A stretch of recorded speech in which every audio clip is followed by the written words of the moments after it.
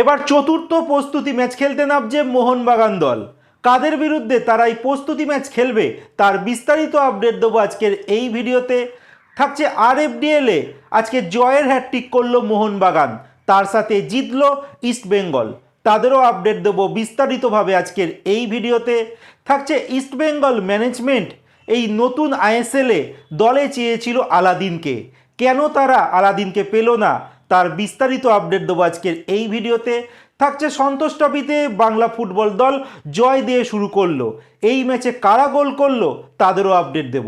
সমস্ত খবর এক এক করে বলবো, তার আগে প্রতিদিনের মতো বলবো খেলার আপডেট খবর পাওয়ার জন্য আমাদের চ্যানেলটিকে সাবস্ক্রাইব করতে একদম ভুলো না। তো চলো শুরু করা যাক আজকের প্রথম খবর।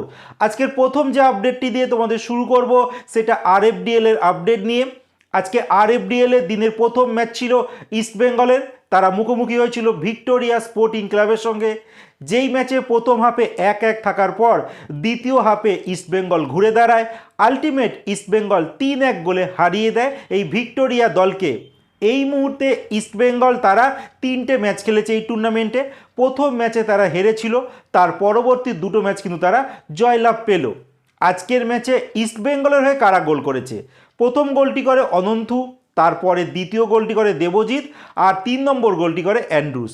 এরপর দিনের দ্বিতীয় যে ম্যাচটি ছিল মোহনবাগান সুপার জায়েন্ট দল, তারা ফেস করেছিল ইউনাইটেড স্পোর্টসকে। আর এই ম্যাচে মোহনবাগান সুপার জায়েন্ট দল 8-0 গোলে হারিয়ে দিয়েছে ইউনাইটেড স্পোর্টসকে, যেখানে একাই সুহেল ভাট 4টে গোল করেছে। আর মোহনবাগান পর 3টে ম্যাচে কিন্তু জয়লাভ পেল। আগামী 23শে জানুয়ারি ইস্টবেঙ্গল দল আরএফডিএল এ মুখোমুখি হবে বেঙ্গল ফিউচার চ্যাম্পিয়ন্স সঙ্গে, আর মোহনবাগান দল তারা মুখোমুখি হবে ডায়মন্ড হারবার এফসির সঙ্গে। দেখা যাক সেখানে তারা কেমন পারফরমেন্স করে। এর পরের যে আপডেটটি দেবো সন্তোষ ট্রফিতে। সন্তোষ ট্রফিতে আজকে থেকে কিন্তু মূল পর্বের খেলা শুরু হয়েছে, যেখানে বাংলা ফুটবল দল তারা আজকে খেলতে নেমেছিল নাগাল্যান্ডের সঙ্গে। আর এই ম্যাচে নাগাল্যান্ডকে বাংলা ফুটবল দল 4-0 গোলে একদম উড়িয়ে দিয়েছে। আর আজকের এই বাংলা ফুটবল দলে ইস্টবেঙ্গলের 8 জন খেলোয়াড় ছিল, যেখানে এই ম্যাচে 4টে গোলের মধ্যে সবার প্রথম গোলটি করেছে রবি হাসদা, দ্বিতীয় গোলটি করেছে সায়ন ব্যানার্জি, 3 নম্বর গোলটা আকাশ করেছে, আর 4 নম্বর গোলটা কিন্তু আকিব করেছে। একটা দারুণভাবে শুরু করলো বেঙ্গল ফুটবল দল। দেখা যাক আগামী পরবর্তী যে ম্যাচগুলো আসতে চলেছে সেই ম্যাচে তারা কেমন পারফরমেন্স করে। এর পরের যে আপডেটটি দেবো, মোহনবাগান সুপার জায়েন্ট দল তারা এই মরশুমে চতুর্থ প্রস্তুতি ম্যাচ খেলতে নামছে। এর আগে আমরা দেখেছিলাম যখন নতুন কোচ সার্জিও লোবেরা এলো, প্রথমেই ডায়মন্ড হারবার এফসির সঙ্গে একটা প্রস্তুতি ম্যাচ খেলে, তার পরবর্তী সময় মোহনবাগান যে রিজার্ভ দল আছে তাদের সঙ্গে প্রস্তুতি ম্যাচ খেলে, তারপর আমরা শেষ দেখলাম বিধাননগর মিউনিসিপাল স্পোর্টস একাডেমির সঙ্গে তারা ম্যাচ খেলে। আর এই মুহূর্তে তারা চতুর্থ ম্যাচ খেলতে নামছে, মানে প্রস্তুতি ম্যাচ খেলতে নামছে। এবার কিন্তু প্রীতম কোটালের যে একাডেমি রয়েছে, যেই একাডেমির নাম ইয়াং ইউনাইটেড, তাদের বিরুদ্ধে কিন্তু এবার মোহনবাগান সুপার জায়েন্ট দল 4 নম্বর প্রস্তুতি ম্যাচ খেলতে নামছে। মোহনবাগানের যিনি বর্তমানে কোচ রয়েছেন সার্জিও লোবেরা, তিনি কিন্তু আগে থেকেই বলেছেন যতদিন এই আইএসএল শুরু হচ্ছে না তিনি প্রত্যেক সপ্তাহে একটি করে প্রস্তুতি ম্যাচ খেলবেন। আর সেটা কিন্তু একদমই পারফেক্ট। একটা খেলোয়াড় শুধু প্র্যাকটিসই করে যাবে, ম্যাচ খেলবে না, সেটা তো হয় না। তো তিনি কিন্তু সেই জিনিসটাই করছেন মোহনবাগানের ভালোর জন্য। আর প্রত্যেকটা ম্যাচেই দেখা যাচ্ছে মোহনবাগানের খেলোয়াড়রা কিন্তু একাধিক গোল করছে। কিন্তু একটা জিনিস মানতে হবে, যাদের সঙ্গে খেলছে তারা কিন্তু অনেকটাই দুর্বল দল। তো দেখা যাক যখন আইএসএল শুরু হবে তখন এই মোহনবাগানের যে প্রস্তুতি ম্যাচগুলো এখন খেলছে সেই রেজাল্ট কেমন পায়। যাই হোক, এরপরে যে শেষ যে আপডেটটি দেবো, ইস্টবেঙ্গল ম্যানেজমেন্ট তোমরা জানো একজন বিদেশি খেলোয়াড়কে সই করিয়ে ফেলেছে, কিন্তু আজকে একটা বড় ট্রাস্টেড মিডিয়ার তরফ থেকে জানানো হয়েছে এই ইস্টবেঙ্গল ম্যানেজমেন্ট তারা কিন্তু আইএসএলে একজন পরীক্ষিত নামকরা বিদেশি খেলোয়াড়কে তাদের দলে চেয়েছিল।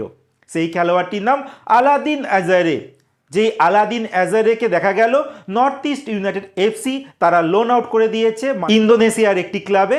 বাট তার আগে ইস্টবেঙ্গল চেয়েছিল এই খেলোয়াড়টিকে নিজেদের দলে নেওয়া যায় কিনা সেটা দেখতে, কিন্তু যা আপডেট বেরিয়ে এসেছে নর্থ ইস্ট ইউনাইটেড তাকে পার্মানেন্টভাবে ছাড়তে রাজি হয়নি, কিন্তু ইস্টবেঙ্গল চেয়েছিল এই আলাদিন আজারেকে তাদের দলে যেন পার্মানেন্টভাবে সই করাতে। সেক্ষেত্রে নর্থ ইস্ট তাকে আর ইস্টবেঙ্গলে পাঠায়নি, কারণ ইস্টবেঙ্গল যেহেতু চেয়ে ফেলেছিল পার্মানেন্ট ডিল, আর সেটা তো নর্থ ইস্ট কখনোই চাইবে না। আর নর্থ ইস্ট যখন লোনে পাঠিয়ে দিল ইন্দোনেশিয়ার ক্লাবে, আর তার আগে কিন্তু 2 বছরে কন্ট্রাক্ট সাইন করে নিয়েছে এই আলাদিন আজারে থেকে নর্থ ইস্ট ইউনাইটেড। আর সেখানকার যে ম্যানেজমেন্টের হেড আছে জানোই, মন্দার তামানে, তিনি তো দারুণ কাজ করেন।